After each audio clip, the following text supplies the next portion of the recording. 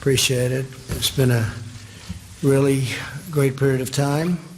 I'll be leaving now, as you know, for South Korea. Some of you will be coming with us. I understand that we may be meeting with Chairman Kim, and we'll find out. We spoke with the people. Kim Jong-un was very receptive. He responded, and so we'll see. Because tomorrow we're going to the DMZ. I said, while I'm there, I'll shake his hand. We get along. There's been no nuclear tests. There's been no long-range ballistic tests.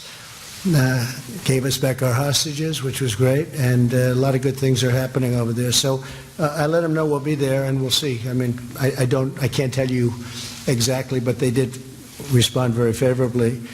I want to thank everyone for being here today. It's a lot of press. A lot of press is outside too. They're less happy than you are. But the G20 summit has been fantastic. Prime Minister Abi's done an incredible job, as he always does, and he hosted it very beautifully. You know where it's going to be next year, I think. Most of you know where it's going to be next year. It's going to be in a very great part of the world, and we'll be announcing exactly what's happening. But this was a really good summit and really well done, so professionally done. This marks my third visit to Japan as president. Melania and I we just left Tokyo a short while ago, as you know, a very short while ago, where we were the first state guests to their majesties, the Emperor and Empress of Japan. And that was thrilling. First time in 202 years that an event like that took place. So that was quite exciting. And I'm thrilled to be back. I always like being back in Japan. We've had a great relationship. We've never been closer to Japan than we are right now.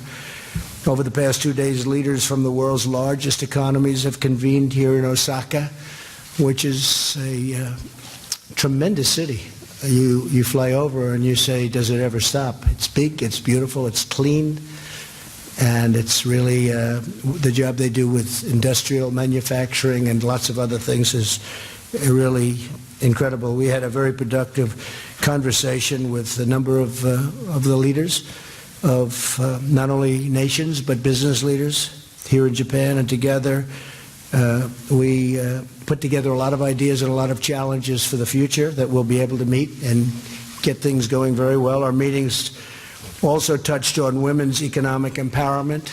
You probably saw that Ivanka Trump was just done a fantastic job, and also a fantastic job in getting jobs for a lot of people within our country, almost 10 million people. The importance of resilient and secure infrastructure, we discussed that at great length. The need to uphold the rule of law and the critical importance of achieving a future for international trade that works all of the time for all of the people. In addition to the working sessions, we had a lot of working sessions. Many of you were at the working sessions. I had tremendous bilateral meetings with many of the heads of state, and just some of them are Australia, Japan, India, Germany, Russia, Brazil, Saudi Arabia, China, Turkey, UK, and I met with Mexico also, with the representatives of Mexico who have done an incredible job. They've really stepped up to the plate. I appreciate it, and I want to thank them. They have 6,000 troops at their southern border by Guatemala, and it's very hard to come in now. And they just ordered, really it was somewhat of a surprise, 16,000 troops at our southern border. Their immigration laws are very strong. Ours are a disaster. Ours are a disgrace to a country. We have loopholes and asylum that we could fix the asylum very quickly. We could get rid of and fix the loopholes, but we could get rid of the loopholes and we would have absolutely no problem at the border. But if you watch the debates, if you call them debates, whatever they were, they don't really, I think they want open borders, I guess, even though 4 years ago they wanted walls to be built. I heard we just had another judge rule against us on a section of wall, and that's disgraceful. We'll appeal it right away. Ninth Circuit, as usual. They go right into that Ninth Circuit.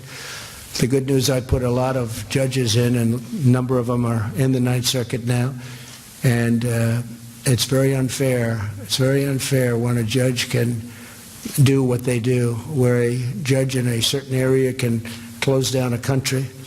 But we also had a big victory last week with the wall. We had a judge in D.C. who gave us a very big victory. So we're building a lot of wall, but we had a ruling just yesterday, late, from a judge in the Ninth Circuit, again, so we're immediately appealing it, and we think we'll win the appeal. There was no reason that that should have happened. And a lot of wall is being built, and again, Mexico's doing a real job. Our Border Patrol, they've done incredible work, and ICE is, they're just special people. Law enforcement generally is just special.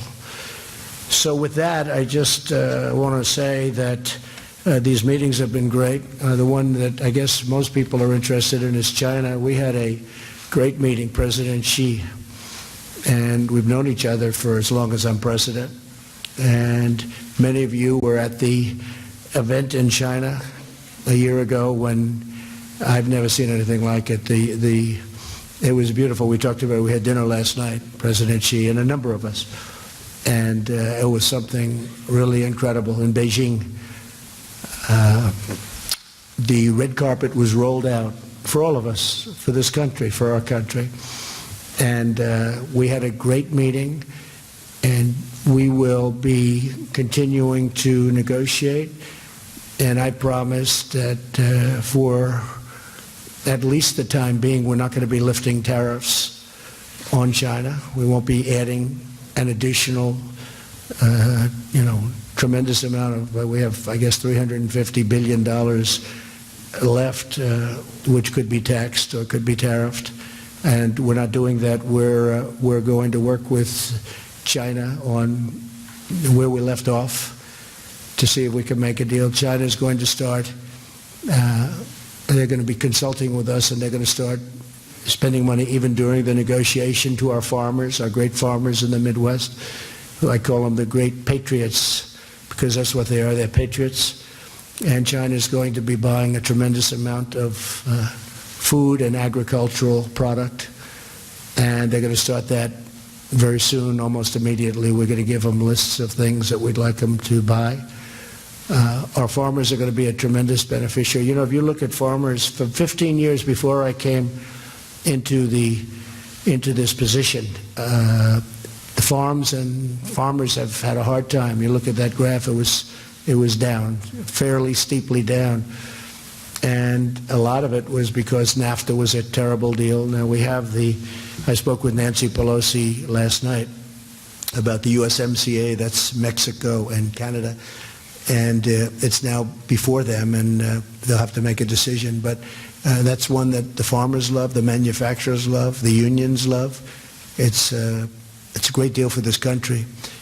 And NAFTA was, I think, one of the worst trade deals ever made. Maybe the WTO was worse. The WTO, from the time that happened in 95, from the time that happened, China became like a rocket ship. It was pretty much flatlined, and then all of a sudden it joined the WTO, and they went through the roof. And very much to our liability, we lost tremendous amounts of money from that time. I mean, we just lost tremendous amounts. It was a terrible deal, WTO, World Trade. And if you look at NAFTA has been a disaster for our country. The USMCA is a great deal for our country. I think Canada's happy, but they're not happy like we're happy, but they're very happy. It's a good deal for Canada, good deal for Mexico. They want it. Mexico just approved it in full. Canada is waiting for us to approve it. I was with the Prime Minister, just left him a little while ago, and they're thrilled with the deal, and we're thrilled. Everybody wants it, and hopefully it'll be a bipartisan deal. I view that. I told that to Nancy Pelosi. I said, view this as a bipartisan deal, because a lot of the Democrats want it, especially, I would say, the farm areas, but really the industrial areas also. The unions, we've got things on wages, and we have things on the environment that few people have ever been able to get into an agreement. and it's a very big deal. It's a very big deal. And it's a great deal. Tremendous support. So they have to put it up for a vote. And I think you'll get a great vote in the House, and you'll get a great vote in the Senate. And you'll have a tremendous trade deal between the United States and Canada and Mexico. And it's going to be something very special. So we spend a lot of time with a lot of countries. We do business with a lot of them. Australia is an example. In Japan, we're negotiating with them because they send us millions of cars and we send them wheat, which doesn't work. But what happens is Japan is, and you probably saw some of the things they're doing, but they're opening up many car companies and factories and plants throughout our country, especially in Michigan. We have a lot of activity in Ohio. Beyond Japan activity, we have a lot of activity now where companies are coming back to our country with a hot show, with the hottest show in town. We're the hottest show in the world right now. Our economy is the best. One thing that every leader, virtually every leader that I dealt with said is that congratulations, it's incredible what's happened to the American economy. We're the best economy in the world. And it's something, and it started from election day. I put it out yesterday because we took a tremendous boost from the day after I got elected. The stock market went crazy from that point until essentially now. I think we hit in certain of the markets, we hit the all-time high again for many, many times. I can't tell you what it was, but many, many times. We broke the record, and our stock market is great. Our jobs are great. We have the best job numbers essentially we've ever had. In some categories, definitely we've ever had. The minimum, you could say, is in 51 years, but it's really more than that, and now it's going to be more than that. African American, Asian American, you saw that. Hispanic American, the best numbers in history, the history of our country. We have the lowest unemployment numbers, best numbers. And many others too. Blue-collar workers are doing fantastic. They're the biggest beneficiary of the tax cuts, the blue-collar. Blue-collar, you know, we talk about for the rich, it's really for everybody.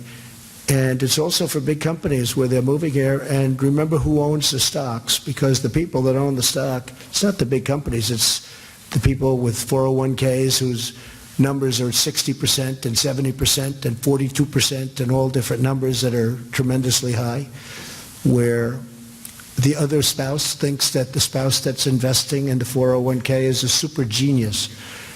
But those 401ks are very high. And if you listen to what I've been listening to, and we're not going to devote any time to it, but with that kind of an attitude, their 401ks are going to crash and the market would crash. Because with what they want to do, you would crash the market. And the amount of wealth that would be lost would be incredible. But I'd rather wait till later in the campaign to say that, because to be honest with you, I want them to go and take these policies and bring them up. I don't want them to change them anytime soon. Let them go have a good time. But it's been very interesting to watch what's happening. Actually, I found it very interesting. So with that, we'll take a few questions, and then I'm heading out to South Korea.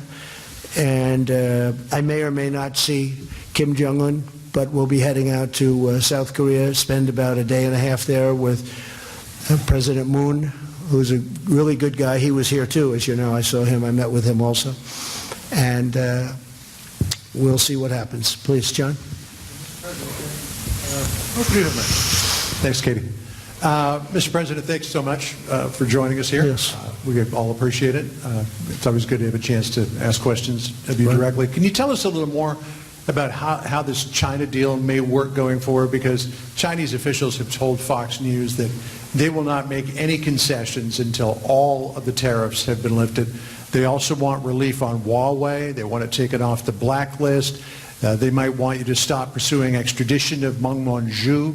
Can you tell us how you see all of this unfolding? And if you do meet Kim Jong-un at the DMZ tomorrow, would you step across the border into North Korea? Sure, I would. I'd feel very comfortable doing that. I would have no problem. With respect to China, basically we agreed today that we were going to continue the negotiation, which I ended a while back, and we're going to continue the negotiation. We agreed that I would not be putting tariffs on the $325 billion that I would have the ability to put on if I wanted. That we're we're fairly advanced, depending on where you want to look at and where you want to start. Pretty advanced. We did discuss numerous other things. We mentioned Huawei. I said we'll have to save that till the very end. We'll have to see.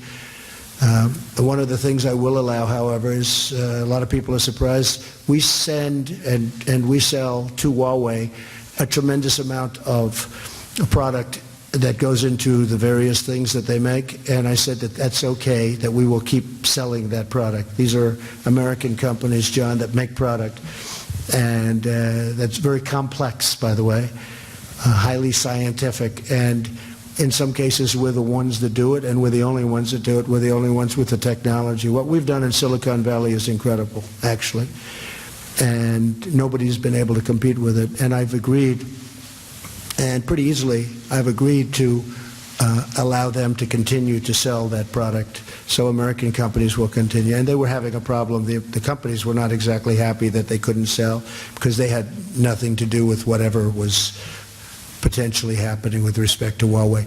So I did do that. We talked about education and students. Somebody was saying it was harder for Chinese students to come in, and that's something that if somebody viewed it that way, I don't. We want to have Chinese students come and use our great schools, our great universities. They've been great students and tremendous assets. But we did discuss it. It was brought up as a point. And I said that will be just like anybody else, just like any other nation. And we're actually going to a point where, we're looking that if you graduate from a college, because our great companies, we talk about Silicon Valley and other places, we have a problem with this in our country, that you graduate number one in your class from the best school in the country, and they say you have to leave. We can't keep them. And we're going to make it, we're going to call it the smart person's waiver. But we're going to make it so that they can not only stay, but maybe they have access to green cards. We want to keep these people here. We have to keep. Yeah, go ahead, John. Are you concerned that, as they did before, China could get most of the way down the road and then say, sure, that could happen. But we're holding on tariffs, and they're going to buy farm product. So, but that could happen, John. This doesn't mean there's going to be a deal, but they would like to make a deal, I can tell you that. And if we could make a deal, it would be a very historic event. We've never really had a deal with China. We've had tremendous deficits. Tremendous amounts of money was put into China, $500 billion a year. And I mean, not just surplus and deficit. I'm talking about real hard cash. And it should have never, ever been allowed to have happened for all of our presidents over the last number of years. Go ahead, please. Mr. President. Yes, Mr. President. Steve Herman from the Voice of America. Good. After your discussions with Prime Minister Abe here, are you still thinking about withdrawing from the U.S.-Japan Security Treaty? And what did the Prime Minister say to you about that? No, I'm not thinking about that at all. I'm just saying that it's an unfair agreement. And I've told him that for the last 6 months. I said, look, if somebody attacks Japan, we go after them, and we are in a battle, full force and effect. We are locked in a battle and committed to fight for Japan. If somebody should attack the United States, they don't have to do that. That's unfair. That's the kind of deals we made. Every deal's like that. I mean, it's almost like we had people that they didn't either care or they were stupid. But that's the kind of deals we have. That's just typical. But I told them, I said, we're going to have to change it because, look, nobody's going to attack us, I hope. But, should that happen, it's far more likely that it could be the other way. But should that happen, somebody attacks us, if we're helping them, they're going to have to help us. And he knows that. And he's going to have no problem with that. Yes, please. Thank you, Mr. President. I actually have a Russia question, but I wanted to quickly clarify. Is Meng Wanzhou's case also going to need to wait till the very end, or is it possible the U.S. would drop the extradition effort? On what? Ms. Meng from Huawei, the top We financial didn't discuss Ms. Meng. That was not discussed. We did discuss Huawei, but we didn't discuss her situation. Okay, thank you. On Russia, respectfully, it seemed like maybe you didn't really mean it when you said yesterday don't meddle in our elections, Mr. President, and then you guys Well, both I did started say laughing. it. You're going to have to take a look at the words. I did say it. And we had a discussion. We had a great discussion, President Putin and myself. I thought it was really a tremendous discussion. I think they'd like to do trade with the United States, and they have great product. They have great land. They have very rich land and a lot of oil, a lot of minerals, and the kind of things that we like. And I can see trade going out with Russia. We could do fantastically well. We do very little trade with Russia, which is ridiculous, frankly. So I could see some very positive things happening. Yeah, but as per your question, though, I did say it, and I did discuss it a little bit after that, too. Yeah, please. Okay. Thank you, Mr. President. Yesterday, former President Jimmy Carter suggested that your presidency is illegitimate and that you only got the White House with help from Russia. Your reaction to that, sir? Russia. Isn't it crazy? Okay, Jimmy Carter, look, he was a nice man. He was a terrible president. He's a Democrat, and it's a typical talking point. He's loyal to the Democrats, and I guess you should be. But as everybody now understands, I won not because of Russia, not because of anybody but myself. I went out, I campaigned better, smarter, harder than Hillary Clinton. I went to Wisconsin. I went to Michigan the night of the vote. I had 32,000 people at 1 o'clock in the morning on Election Day. I won Michigan. I won Wisconsin. I won Pennsylvania. I won states that traditionally haven't been won by a Republican. For many years haven't been won by a Republican. And this had nothing to do with anybody but the fact that I worked harder and much smarter than Hillary Clinton did. Now, I'll say this. Jimmy Carter, I was surprised that he would make a statement. I saw it. It was not a big thing, but I saw the statement. And it's, you know, a lot of Democrats like to make that statement. He's been trashed within his own party. He's been badly trashed. I felt badly for him because you look over the years, his party has virtually, he's like the forgotten president. And I understand why they say that. He was not a good president. Look at what happened with Iran. That was a disaster. What Iran did to him, they tied him up in knots. The reason Ronald Reagan probably became president. So, you know, it's a Democrat talking point. Yeah, please, go ahead. Jim. Yes, Mr. President, if I could follow up on the question about your comments with Vladimir Putin about Sure. Russian meddling. You did seem to be joking there with the Russian president. Are we taking that to be wrong? And what is it with your coziness with some of these dictators and autocrats at these summits? With Mohammed bin Salman, the Crown Prince of Saudi Arabia, when you were asked about the case of Jamal Khashoggi, you did not respond to that question in front of the Saudi I don't know Crown that Prince. anybody Were you asked me. afraid of, were you afraid of offending him on that subject? No, not at all. I don't really care about offending people. I sort of thought you'd know that. Well, you passed up an opportunity And there. by the way, congratulations. I understand your book. Is it doing well? It's doing very well, Mr. President. Really? Thank you. I'll get you an autographed copy. if Good. you like. Send it. I want to see it. Yes, sir. Yes. Send me a copy. I get along with everybody, except you people, actually. I get along with a lot of people. I have a tremendous relationship with President Xi. Nobody else would have the deal that we have. We're getting tens of billions of dollars from China coming in. A lot of things are happening. And despite that, we're moving along towards something that could be very historic. But I get along with President Putin. I get along with Mohammed from Saudi Arabia. Look, I spoke to Saudi Arabia when the oil prices a year ago were getting very high. And I wasn't so nice. And I said, you got to get some more oil into the system because what's happening is no good. And they did. And people are driving at, you know, very low numbers right now. You haven't seen in the old days, you'd have spikes where the gasoline went to $5 and more. And it wasn't so good. But I also get along with people that would be perceived as being very nice. You have a lot of very nice leaders of countries. I was with Prime Minister May today. I was with so many. You take a look. New head of Australia. Look at Japan. Abe, Prime Minister Abe is a fine. They're all fine as far as I'm concerned. Some are stronger than others. Some are tougher than others. And a lot of Mr. President, people... if I may, though, Mr. President, on the case of Jamal Khashoggi, we have a lot of journalists in this room who object to what appears to be the Saudi government's complicity and perhaps orchestration of the assassination and dismembering of a journalist. Yeah. And when you were given the opportunity to call Mohammed bin Salman out on that, you did not do it. Did you do it privately? And do you agree that it is despicable for a government to kill a journalist in that fashion? Yes, I do. I think it's horrible. Or anybody else, by the way. Yeah. But I think it's horrible. And if you look into Saudi Arabia, you see what's happening. 13 people or so have been prosecuted. Others are being prosecuted. They've taken it very, very seriously. And they will continue to. And I've let everybody know I'm very unhappy about that whole event. But if you look at what's going on, and right now within Saudi Arabia, they're prosecuting additional people. There's a lot of things happening. At the same time, I will also say, and nobody so far has pointed directly a finger at the future king of Saudi Arabia.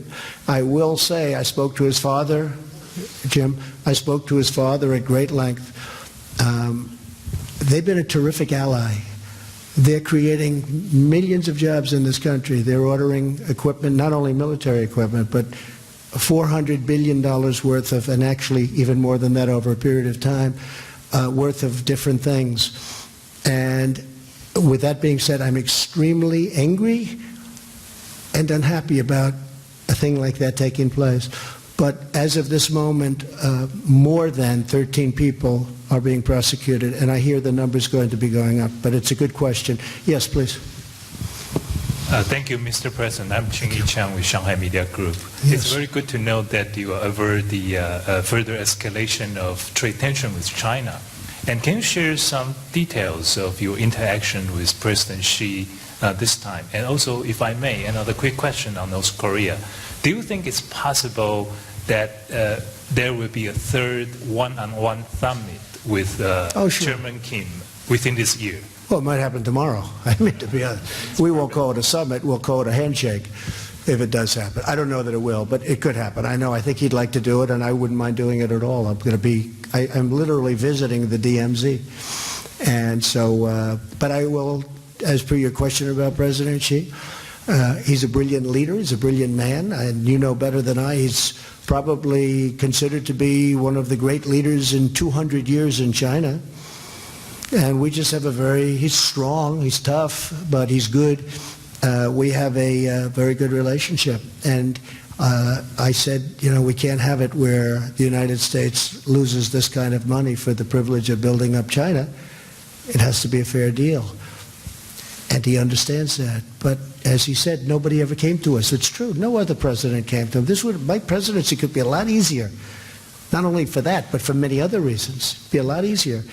But I don't want it to be easy. It's a point in time. I have a chance to do things that nobody else has ever done. So we're making a deal with China, or we're attempting. And if we don't, we'll go back into, we have a tremendous ripe field of tremendous money that would be coming into our country.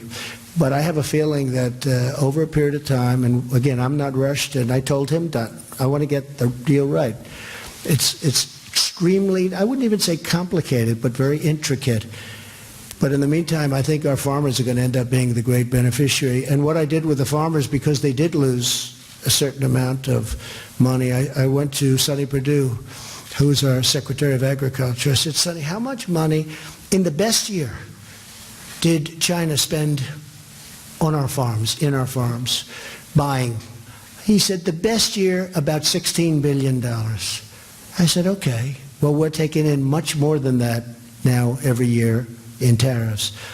And I took $16 billion out of those tariffs, and essentially out of those tariffs, and we're distributing it among farmers who have been hurt because they've been used as a pawn so that China could get a good deal.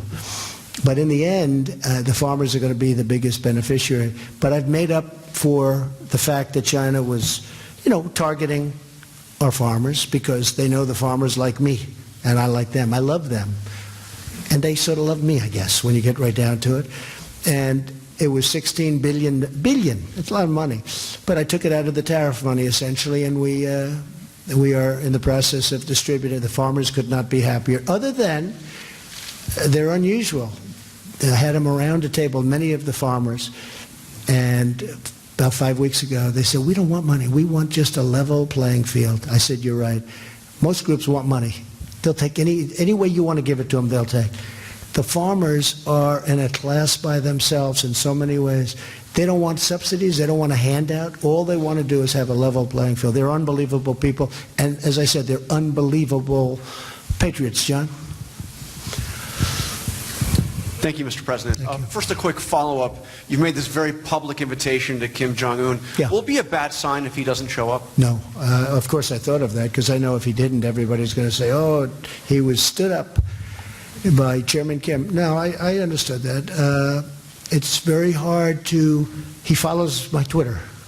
And he does? It's very hard. Yeah, He follows I you on guess so, Twitter? because we got a call very quickly. Okay. A lot of people follow it. But, you know, they've contacted us and they'd like to see if they could do so. And we're not talking about for, you know, extended, just a quick hello. And we get along. I get along with him and I get along with other people. Like, you know, for instance, on Jim's question, it's a fair question, but I really have great relationships with everybody. I think, you know, I said a long time ago that maybe I'll be a sleeper on foreign policy.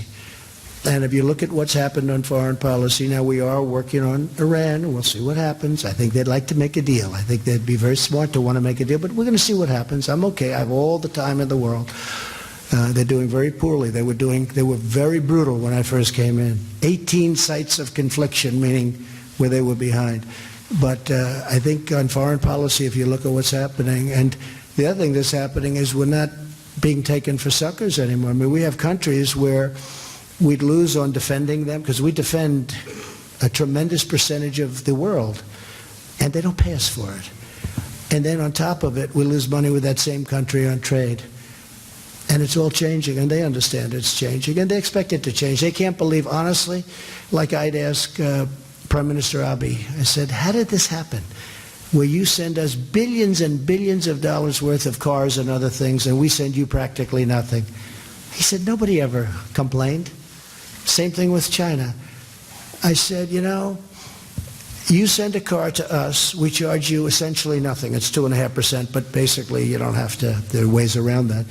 So you send a car to us, and you pay nothing. We send a car to you made in the United States, and we have to pay 45% tariff. How did that happen? He said, we just kept lifting it, lifting it, lifting it. I mean, they're being honest with me. We just kept lifting it, and nobody called. But I call. I call. Go ahead, John. And I want to ask you about the debate. You clearly saw at least some of the Democratic debate. Yeah. I'm sure you saw the exchange between Joe Biden and Kamala Harris on the issue of federal busing, the federally mandated busing. Biden thought that was a bad policy. He tried to stop it. Kamala Harris said it was an important part of desegregation, including in her own experience. Where do you stand on that issue of federally mandated busing? Well, first of all, before I get into that, I thought that she was given too much credit. He didn't do well, certainly, and maybe the facts weren't necessarily on his side. I think she was given too much credit for what she did. Wasn't that outstanding? And I think probably he was hit harder than he should have been hit. Biden. I thought he was hit actually harder.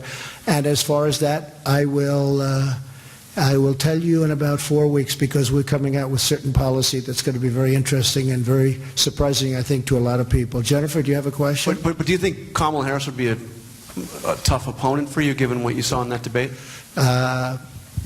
You never know who's going to be tough. You never know. One that you think is going to be tough turns out to be not much. And sometimes you think one, and I've seen it, because look, I had 17. We had actually a total of 18. A lot of people think 17. Governor of Virginia, remember? I had the governor of Virginia, wasn't there long, the previous governor. But of the 18, you know, many were, all their lives they wanted to be politicians. I never thought about being a politician until about 2 days before I decided to run. A little before that, but not too much before. And they you looked at some of them, they're very talented. You look at their resumes, it's like, great. And sometimes the ones that I thought would be the toughest were not the toughest at all. I mean, I could write a book. I should write a book. But some of the people that I did in the Republican, because we had sort of a similar thing. We had 18 instead of, I guess they have 24, 25. But some of the ones that I thought would be absolutely without question the toughest turned out, I didn't think they were tough at all. Others that a lot of people said weren't tough, they were tougher. I think she was given far too much credit for what she did. That was so out of the can, what she said, and that thing was right out of a box. And I thought that he didn't respond great. I wouldn't say it was one. This was not Winston Churchill we're dealing with, okay? But it wasn't. I don't think nearly as bad as they portended it to be. Jennifer, go ahead. Thank you, Mr. President. Thank you. Could I clarify your negotiations and what you agreed to with China on Huawei? Sure. Did you agree that Huawei can sell to the U.S. or that U.S. companies can sell to U.S. Huawei? companies can sell their equipment to Huawei.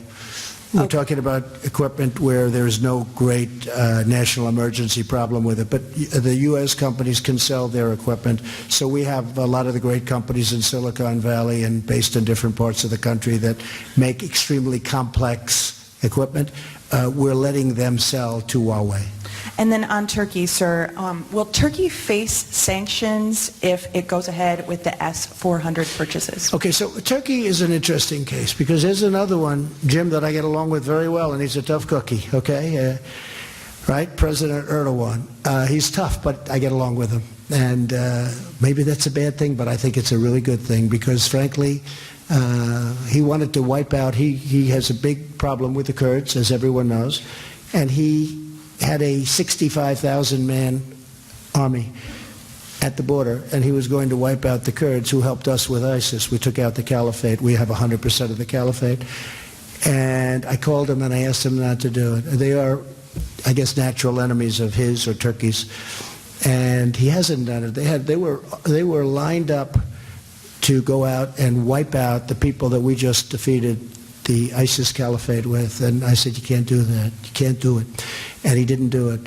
So I have a relationship. But let me tell you, so he goes out.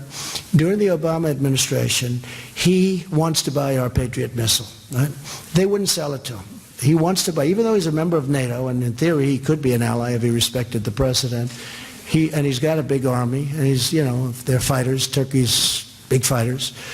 And we're working on Idlib province together because he doesn't want to see 3 million people killed, and neither do I in Syria. And I mentioned that was another thing. I mentioned, folks, to President Putin. I said, please, take it easy with Idlib, because, they've been encircling that. I think if I didn't put out a statement 6 months ago, that would have been catastrophic. But they have 30,000 terrorists in Idlib province. You have 3 million people.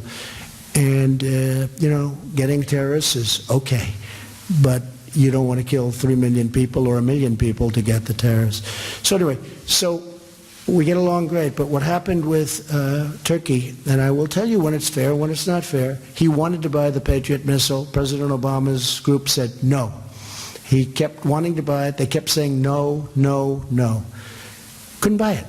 Now he needed it for defense. So he then went to Russia. And he bought the S-400, made a deal to buy it, because he couldn't get it. They wouldn't allow him to buy it. They wouldn't allow it. This administration, meaning this administration previous to mine, would not let him buy it. So he goes out, he goes to Russia, and he makes a deal for the S-400. And let's assume it's not nearly as good. But he made a deal. He paid him money, a lot of money, put up a lot of money. And he bought it. As soon as he bought it, people went back to him from our country, and they said, listen, we don't want you to use that system because it's not the NATO system, et cetera, et cetera. You know all the reasons. We don't want you to use that system. Do us a favor. We'll sell you the Patriot. He said, it's too late. I already bought it. There was nothing he could do. He already bought it. In the meantime, he bought over 100 F-35s, the greatest fighter jet in the world. It's stealth. You can't see it. It's real hard to beat something when you can't see it. But he bought over 100. I think he bought 116. But he bought over 100, a lot. And he has options for more. And now he wants delivery. He's paid a tremendous amount of money up front to Lockheed, our company, our jobs, everything. And now they're saying he's using the S-400 system, which is incompatible with our system. And if you use the S-400 system, Russia and other people can gain access into the genius of the F-35. But honestly, I'm all for our country, but he got treated very unfairly. He was told, you can't buy it, you can't buy it. You know, it's the old secret when you can't have something. All of a sudden, he ends up going getting something else, and then they said, first they said, we'll sell it to you, you can have it in 4 years. Then they said, we'll get it to you immediately. But he said, I can't do it. I've spent a fortune on buying another system, similar system, from Russia. The problem is he already bought the planes, and the planes aren't compatible from our standpoint. Not from the standpoint of compatibility, but from our standpoint, national security-wise. So it's a mess. It's a mess. And honestly, it's not really Erdogan's fault. So now we have breaking news. Donald Trump loves Turkey. So he that means loves Turkey. it doesn't Donald sound Trump like you're- is on the side of Turkey instead of the United. No, I'm not. You don't sound I like love you wanna our go country, ahead but with I have to sanctions. tell you, President Erdogan, who has done, he gave me our pastor back, Pastor Brunson. Nobody else could get him back. Remember? They couldn't get him back. President Obama, he was in jail for 35 years. He was going to be in jail forever. Pastor Brunson, who was an innocent man. I called him, and after a very short period of time, Pastor Brunson was standing in the Oval Office with me, and he was back. So, you know, he's been, from my standpoint, and he's a tough guy, okay, when you talk about tough, he's tough, but I get along with him. I think he was unfairly treated. We were told you can't have it, and then after he bought another system, we said, we'll sell it to you, we'll give it to you right away, but he couldn't use it then. But by that time, he had already bought the plane. So it's a complicated deal. We're working on it. We'll see what we can do. Can I ask you one last quick thing on China? Yes, go. So there was a negotiation on Huawei, welcoming students, holding off on tariffs. So it sounds like China has agreed to buy more ag, but is this a lopsided agreement, or what more did No, we China agree to? agreed on China. It's actually a good question. I did agree to allow our companies, you know, it's jobs. I like our companies selling things to other people. So I allowed that to happen. Very complex things. Not easy. This is not things that are easy to make. Very few companies are able to do it. But a tremendous amount of money. Our companies were very upset. You know, these companies are great companies. You know all of them. But they weren't exactly happy with it. But we're allowing that because that wasn't national security. We're allowing them to sell. But we agreed to leave that till the end. Huawei is a complicated situation. We agreed to leave that. We're leaving Huawei toward the end. We're going to see. We'll see where we go with the trade agreement. Yes, please. Thank you. I have a question about the border, but I just wanted to follow up quickly on the question about busing. Do you see it as a viable way of integrating schools? Does that relate to the policy that you're Well, going it to has been unveil? something that they've done for a long period of time. I mean, you know, there aren't that many ways you're going to get people to schools. So this is something that's been done. In some cases, it's been done with a hammer instead of a velvet glove, and, you know, that's part of it. But this has been certainly a thing that's been used over the... I think if Vice President Biden had answered the question somewhat differently, it would have been a different result, because they really did hit him hard on that one. So, but it is certainly a primary method of getting people to schools. And does it relate to the policy that you're going to unveil that you just floated? It relates to everything we're doing, and you'll be hearing about it over the next couple of months. Over the next couple of months? Okay. And I want to ask you about the border. It seems like there's officially a week to go until the ICE raids begin under that deadline that you imposed. Yeah. Given that you have a July 4th recess, is it realistic to think that you're going to get a deal to actually reform the asylum laws? No, because we could do it, you know, I say to people, I used to say 45 minutes, I say 15, but we could do it quickly. We could do it in a day, we could do it in an hour. We could reform asylum very quickly. We could get rid of the loopholes very quickly. These are horrible loopholes. And the reason that Mexico is so good, because they do have very, very tough immigration. They don't have the kind of things and the kind of stupidity that we have. I mean, where somebody touches 1 foot on our sand and we now have to bring them into a court. We then have to register them. We then have to catch and release them. and they go and they live in our country, and then they're supposed to come back in 3 years for a court case, and about 2% come back, as you know. I mean, you know it just as well as anybody, I really think, maybe better than most. But the fact is they come back, but nobody comes back. 2% come back. It's a horrible system. Now, what we're doing is they come in illegally, and we're bringing them out legally. But at the request of some, very good Democrats, they asked me if I could hold it, and I did for a couple of weeks, and we have a week left. But other than the fact that we did get, in a very bipartisan way, we got, and I appreciate Speaker Pelosi because she really worked with us. It was humanitarian money, and but they didn't have any money. And we're running, don't forget, nobody's ever had this problem before. We're running hospitals. We're running so many different things for the kids. And the kids are brought up because under the laws, the kids are legally used to get other people to come in. If you have a child, it's much easier to come into our country. It's easy anyway, but if you have a child, it's much easier. So we have these kids who have been absolutely abused, horribly abused, and we could stop that with a minor change in the law. It's a terrible thing that they're not doing it. So here's what's happening. So I said, all right, let's see if you could give that to us. Now, in the meantime, we just got it approved last night, so we have the $4.5 billion in humanitarian aid, right? And that's good, so we have that. But we can have that number go way down if we stop people from coming up. For instance, if we had walls up and if we had it hard, the father and the beautiful daughter who drowned, and the Rio Grande's are very tough. That has moments where it can be very calm, and then all of a sudden it becomes totally violent and people get swept away. But if they thought it was hard to get in, they wouldn't be coming up. They wouldn't be coming up. And so many lives would be saved. So essentially, if they would change the laws, and I said it would take us an hour, but let's give you 2 weeks. At the end of the second week, we'll be removing people, legally removing. In other so words, you're still planning for that deadline. That deadline is still in place. Oh yeah, which is now unless we do something pretty miraculous. But the Democrats, it seems to me, they want to have open borders, and for the life of me, I cannot figure that out. It's one thing, because I want people to come into our country. We need them because we have all these companies coming in. We have Foxconn in Wisconsin. We have so many companies coming in, auto companies. Just today, I was with President Abe. He told me another auto company is going to build a big plant.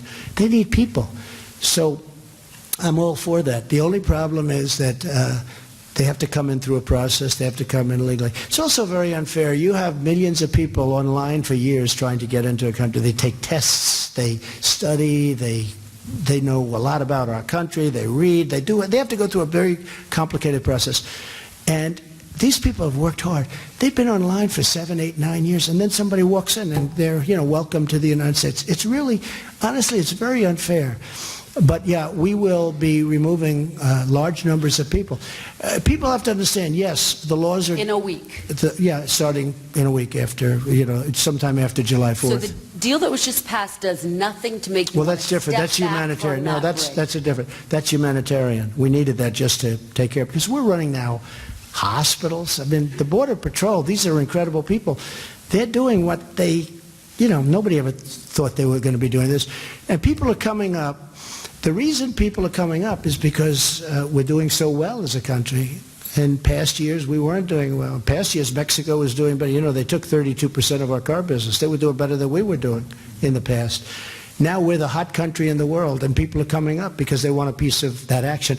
And the other reason children are coming up is because we had a separation policy, okay, under President Obama. We had separation. President Obama built those cells. They were in 2014. They were built. They all said, oh, look how horrible. Then it turned out that it was built by President Obama. And I'm not blaming anybody. I'm not blaming him. I just say this. They had a separation policy, right? I ended it.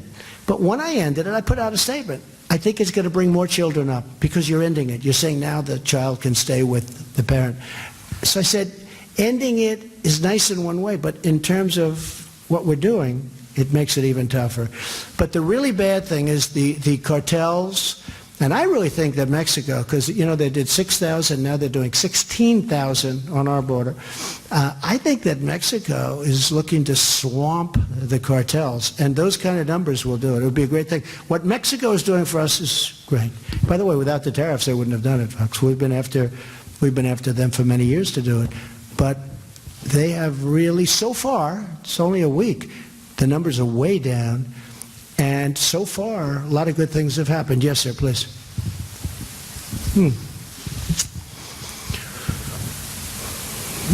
Yes, please, in the second row. Thank you, Mr. President.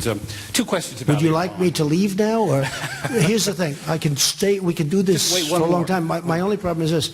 I don't need stories. He stayed up there too long. If I stay up there quickly, they say, why did he not give us more time? If I stay up for 2 hours, they'll say, he stayed up too long. I mean, if you promise you're not going to say, I say, because everybody's got a hand up, and if you want, I'll go on. Should I go on or should I not go on? What do you think? At least one more. And you're not going to say he went on too long.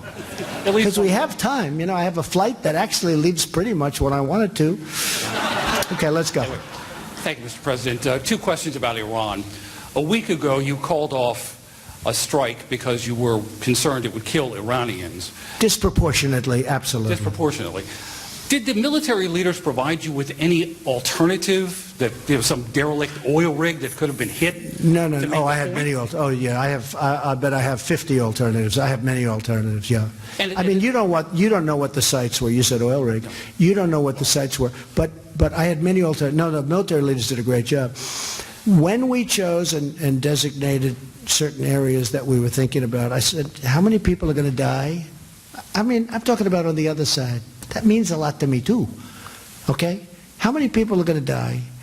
They said probably about 150. You don't know. Could be much worse than that. Could be less too, I guess. But it could be much more than that because this is heavy stuff going in. And we would have been 100%. We have the greatest military in the world. I deal with them all the time. These people are incredible people. Lethal. And hopefully we don't have to use it much. I mean, we've spent, you look at the numbers, $716 billion this year. We had planes that were so old.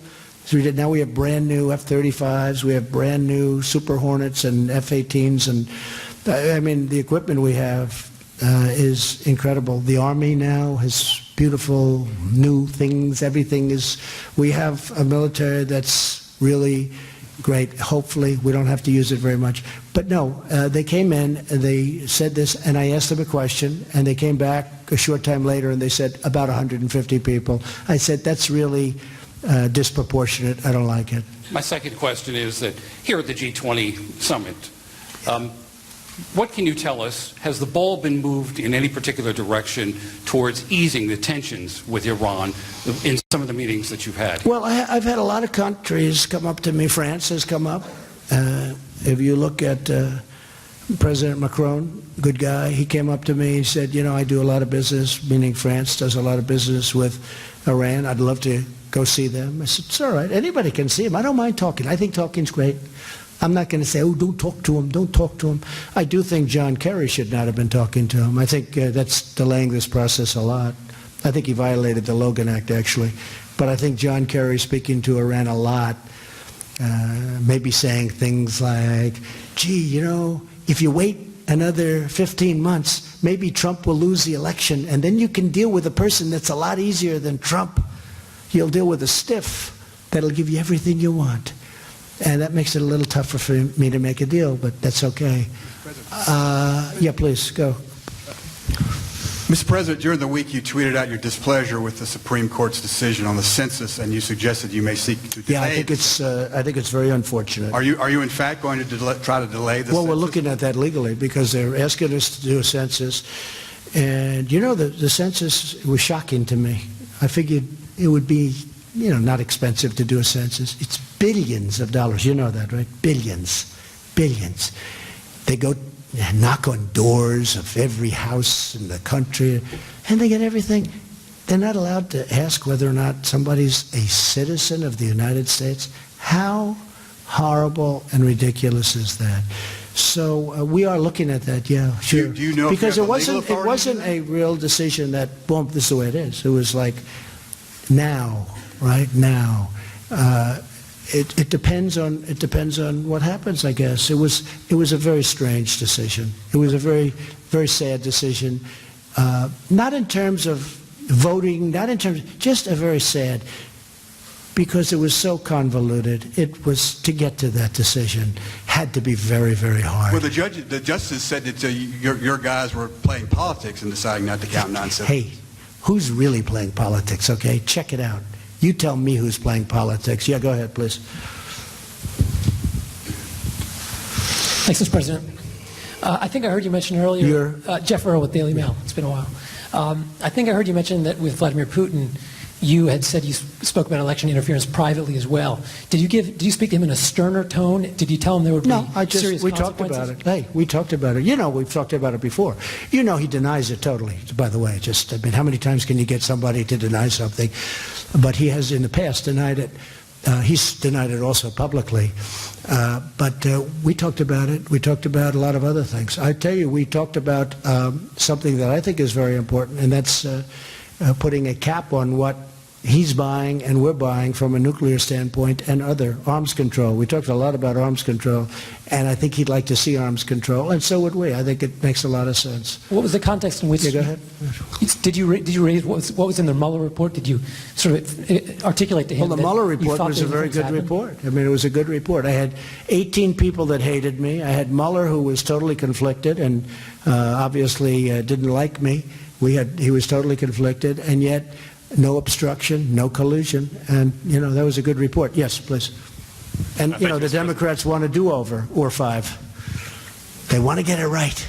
They're working to get it right. They want a do-over, or 5. Yes, please.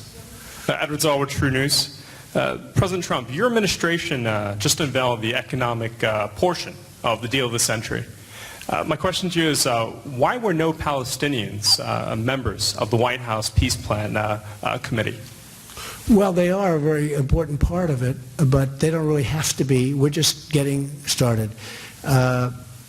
We have, and as you know, we have a very good David Friedman, great gentleman, one of the most successful lawyers in New York, who loves Israel. David Friedman. And Jason Greenblatt, who worked for me and my company, great lawyer, great talent. Jared Kushner. And with me being president, if you don't get that deal done, it'll never happen. We'll have to see what happens. But I think the Palestinians, basically, I'm not sure. I know they want to make a deal, but they want to be a little bit cute, and that's okay. I fully understand where they're coming from. As you know, I've ended the money to, we were paying them $550 million a year. And I ended that money because a year ago I heard they were saying nasty things. I said, wait a minute, we're trying to make a deal, we're trying to help them, and they're saying these nasty things, we're not going to pay. Now, if a deal is made, we would go back on a humanitarian basis, not so different from the border, because you see the problems and what's going on. It's terrible. But I think we have a very good chance of making a deal, and a lot of people think that's probably the toughest deal of all. And it may very well be the toughest deal of all. A lot of people think it can't be made. I mean, over the years, a lot of people would say that's a deal that can't be made no matter what. But, you know, hey, I like to, we're going to try. But I really believe that I went to other negotiators from past years, for many, many years they've been trying to make this deal. And I said, did you ever take the money away? Because they were always very hostile. And they said, no, we wouldn't do that. That's inappropriate. Why is it inappropriate? I mean, they're saying bad things. Why is it inappropriate? And what I've done is said, look, if you're not negotiating and if you don't want to help make peace, we're not going to pay you. So let's see what happens. I think they want to make a deal. And I've had a very good relationship with some of their leaders. And obviously, I've had a good relationship with Israel. Now, the transaction was thrown up in the air a little bit because of what happened with Bibi Netanyahu's election. They thought he won, and then all of a sudden they couldn't put together the coalition, and now they're back to campaigning again. So that was something that came up that who would have expected that? Maybe something will happen faster, but, you know, that's going to be going on for about 3 months. There's a good chance we could, there's a chance. I don't want to even say good chance on that one because people say it's the hardest deal. I've heard when I was young, I'd say, what do you think of this? Oh, that's tougher than Israel and the Palestinians making it. They used to use that as like the metaphor. They used to use that as the excuse for a deal that was very tough to make. So it's probably about the toughest deal to make. I actually think that there's a good chance. Yes, sir, please, go ahead. Yeah, white shirt. No, the gentleman behind you. Yeah, okay, go ahead. We'll get you. Thank you. Go ahead. That's the man I'm looking at. Dimitri Sevastopoulos, Financial Times. Can I just ask first one clarification? Sure. Are you saying you're taking Huawei off the Commerce Department not at all. entity No, list? we're going to be talking about Huawei, but we are going to be supplying equipment from our companies. Our companies make billions and billions of dollars worth of equipment, but we are not discussing Huawei with President Xi yet. I want to see, before we start getting into that, I want to see where we end up. We have to. We have a national security problem, which to me is paramount. Very important. But are you taking Huawei off the Commerce Department entity list? We're talking about that. We have a meeting on that tomorrow or Tuesday. Okay. And my question is, you talk a lot about the economic and the trade practices of China. You're very critical. You don't talk so much about the national security concerns about China. Well, what do you worry about China? That goes without. I think that goes without saying. I mean, look what I've done. Look who's done what I've done. I took ZTE off. If you remember, I was the one. I did that. That was a personal deal, and then President Xi called me and he asked me for a personal favor, which I consider to be very important. He's a leader of a major country, and it was very important to him, having to do with where the employees are located and his relationship to that area. And it was 85,000 employees, and they were almost out of business. And he agreed to pay $1.2 billion penalty and some other things, including a board change and including some management changes, etc. The ZTE, which is much smaller than Huawei, but it's very big. And they paid us $1.2 billion. I mean, part of the problem is then the Democrats go out and say, if I got $200 trillion, they'd say, this was terrible, what a terrible deal. Because that's the way politics is. It's sort of sad. But, we got $1.2 billion, and we closed it, we opened it. And we had certain changes made, as you know. They made changes to the board. They changed the board. They made management changes. And they paid a lot of money. And they also have to buy American product. Buying American product is very important to me. It's a big thing. But can I just ask you to clarify? Yeah, go ahead, Blue. Blue, shirt. Stefan Niemann with ARD. Are we going to continue onward? Yeah. Yes? Yes. Does anybody say no? No. Huh? Thank you. Stefan Niemann with ARD German Television. One question. We just left Angela. I know. She's another friend of mine. People don't think so. A fantastic we have woman. a great relationship. I hope you know that. We spent a lot of time together too. You praised this G20 summit as extremely successful, yet it was a G19 against one summit if we look at climate change. Why is it that you still think ignoring the dangers of climate change is in the interest of the Americans? I don't ignore it. So we have the best numbers that we've ever had recently, and I'm not looking to put our companies out of business. I'm not looking to create a standard that is so high that we're going to lose 20-25% of our production. I'm not willing to do that. We have the cleanest water we've ever had. We have the cleanest air. You saw the reports come out recently. We have the cleanest air we've ever had. But I'm not willing to sacrifice the tremendous power of what we've built up over a long period of time and what I've enhanced and revived. I'm just not willing to do that. And they understand where I stand.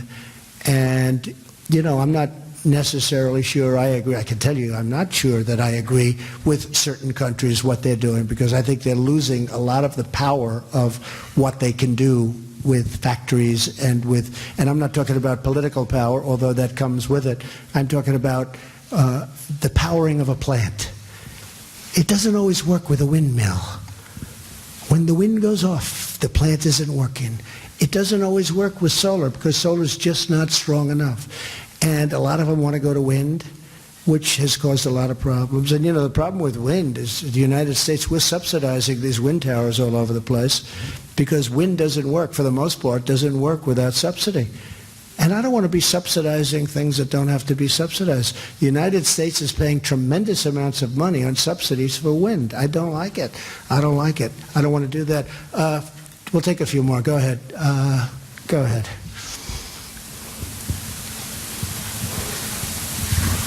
Thank you, sir. Two questions on Iran, please. One. One question on Iran. Okay. Well, Iran... Pick the better one, please. Will do, sir. Iran says that it will be on the verge of violating the threshold for uranium enrichment in the JCPOA as soon as potentially next week. What will be your response when that happens? You'll see. Okay. Can I have a follow-up? That's all I can do. That's all I can do. No, But that's all I can do. I can only say you'll see. We cannot let Iran have a nuclear weapon. Just can't do it. Please. Thank you, Mr. President. Celia Mendoza from VOA Latin America. You met yesterday with President Putin, and the readout says that you touched the subject of Venezuela. Yeah. Can you expand a little bit of what was said during the meeting about Venezuela? And also... Well, first of all, we're following Venezuela very closely. It's a catastrophe. It's what socialism can do. I use it all the time. I mean, it's what socialism can do. It was one of the richest countries 20 years ago. It's got among the largest oil reserves in the world. And they don't have food. They don't have water. It's really actually incredible. I've discussed it with almost every leader this weekend. We discussed Venezuela because we don't ever want that to happen to us or their countries. Okay, go ahead. You mentioned that change of regime takes time, and then Venezuela has Oh, sure, it takes time. But do you think that is a possibility? The problem is so many people are leaving Venezuela. It's like going to be a ghost town. It's a very bad thing that's happening in Venezuela. Nobody's seen anything quite like it, actually, especially from the standpoint that they were so wealthy. I know so many people from Venezuela living in Miami. They're incredible people. They're incredible. A lot of them live in Doral, Miami. They call it Little Venezuela. I know them so well. These are people that are hard workers, warm. They're just incredible. And to see what's happening to Venezuela is heartbreaking. It's really heartbreaking. President, do you think that it is a time for change the strategy? And do you still believe that Juan Guaido is the person to lead the country? You have back him up? Sure. You have a lot of strategies. I have 5 different strategies. I could change any moment. But in the meantime, we're helping them from the standpoint of aid. We're getting as much aid as we can. I think they're making a big mistake because they're not making the aid very easy, as you know. They're not making it easy to get to people. But people are starving to death, and their water, they have no water. They have no water. They have oil, but they don't have any water. No, we have a lot of things in store if we have to do that. We don't want to do anything, but we don't want to get involved to the extent that you may be thinking. But we have a lot of alternatives. We have 5 different alternatives for Venezuela, and we'll see what happens. It's doing very poorly, and Maduro is doing very poorly. Obviously, it's just not working. Just not working. Yes, ma'am. Go ahead. Politico. I just wanted to. From where are you? Politico. Anita Kumar, Politico. I just wanted to follow up on the questions that were asked, that Jim asked about. Question about the Crown Prince that you met with earlier today. I didn't hear you answer the question. Did you raise the killing of Jamal Khashoggi with him, and what was the response? I asked him what was happening, and he was telling me that, I think he said 13, but it could be more, and I think he said more in the works. That there are large numbers of people being prosecuted. He's very angry about it. He's very unhappy about it. And I did mention it to him very strongly, and he answered very strongly. But they're prosecuting large numbers of people. That was a bad event. And sir, Okay, can I just follow? Sir, can I just follow up? You mentioned that the intelligence. You mentioned that no one had pointed the finger at him, but actually the CIA did. The intelligence communities. I cannot comment on intelligence community. I'm not, probably, I guess I'm allowed to do what I want to do in terms of that, right? We can declassify, unlike Hillary Clinton. She decided to just give it out. We can declassify. The truth is that I just don't want to talk about intelligence, but I will say this. A lot of people are being prosecuted, and they're taking it very seriously over there. And they've done a great job in Saudi Arabia from the standpoint of women, and from a lot of different things are happening in Saudi Arabia. One of the other things very important with Saudi Arabia, that not only are they an ally, not only have they spent tremendous amounts of money coming into our country, and they have been a good ally, and they have actually bought tremendous amounts of military equipment that we use and that we're able to use. But they're also very much now changed their ways as to financing terror, which I can't say for a lot of other countries. If you look at Iran, if you look at other countries in that area, they're financing terror. Now, it's harder for Iran because Iran doesn't have the money they used to have. and they were given $150 billion. They were given $1.8 billion in cash. But Saudi Arabia's come a long way. I'll tell you, in terms of reform, Saudi Arabia really has come a long way. Yeah, please, in the gold. Yeah, you. Right. Thank you very much, Mr. President. I'm Zhang Qi with China's Caixin Media Business News Organization in China. Just a little bit follow-up on Huawei. You say you're going to discuss Huawei's entity listing soon. Would you say it's a possibility that Huawei is going to be removed from the list? Is it going to what?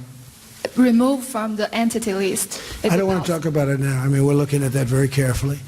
Huawei is very much in play in terms of our country and in terms of intelligence and the intelligence community. We know a lot about Huawei, but I don't want to mention that right now. I just think it's inappropriate. I will say that we're not making it, other than what I told you already, we're not making it a big subject. We're going to save that for later. Okay. And another question on the big picture of U.S.-China relations. What do you think U.S. and China should see each other? Are we strategic partners? Are we competitors? Are we enemies? What are we? No, I think we're going to be Thank you. strategic partners. I think we can help each other. I think in the end we can help. If the right deal is structured, we can be great for each other. If China would open up, you're opening up a tremendous, the largest market in the world. And right now China's not open to the United States, but we're open to China. That should have never really been allowed to happen. Okay. Yes, please. Dan. Thank you, Mr. President. On Russia, are you planning to go to Moscow next spring as President Putin invited you? And yes. Do you agree with him that Western-style liberalism, as it's been defined over the post-war period, is now obsolete and no longer relevant to today's world? Well, I haven't heard him say that, but he did invite me to Russia for the defeat of Nazis. That's a big thing, defeat of Nazis. Russia lost, he said, 25 million people. I had actually heard 50 million people, but he said yesterday that Russia fighting the Nazis, they lost 25 million people. You would know better than anybody, Peter. But it was a tremendous, they suffered greatly. And they're having a 75th, you could really say, celebration of the defeat of the Nazis. And he invited me, and I said I would give it very serious consideration. That was Russia went through a lot. They lost, I guess, far more than anybody fighting the Nazis in terms of people. And he did invite me, and I said we would get back, but we will give that very serious consideration. His comments to the Financial Times right before arriving here was that Western-style liberalism is obsolete. I know you probably haven't read the reader. Well, again, he may feel that way. I mean, he sees what's going on, and I guess if you look at what's happening in Los Angeles, where it's so sad to look, and what's happening in San Francisco and a couple of other cities, which are run by an extraordinary group of liberal people. I don't know what they're thinking, but he does see things that are happening in the United States that would probably preclude him from saying how wonderful it is. At the same time, he congratulated me, as every other leader of every country did, for what we've done economically, because we probably have the strongest economy we've ever had, and that's a real positive. But I'm very embarrassed by what I see in some of our cities, where the politicians are either afraid to do something about it, or they think it's votes, or I don't know what, Peter, I don't know what they're thinking. But when you look at Los Angeles, when you look at San Francisco, when you look at some of the other cities, and not a lot, but you don't want it to spread. And at a certain point, I think the federal government maybe has to get involved. We can't let that continue to happen to our cities. Ladies and gentlemen, thank you very much. I'll see some of you in South Korea, maybe at the DMZ, but this has been an honor. Thank you all very much. Thank you.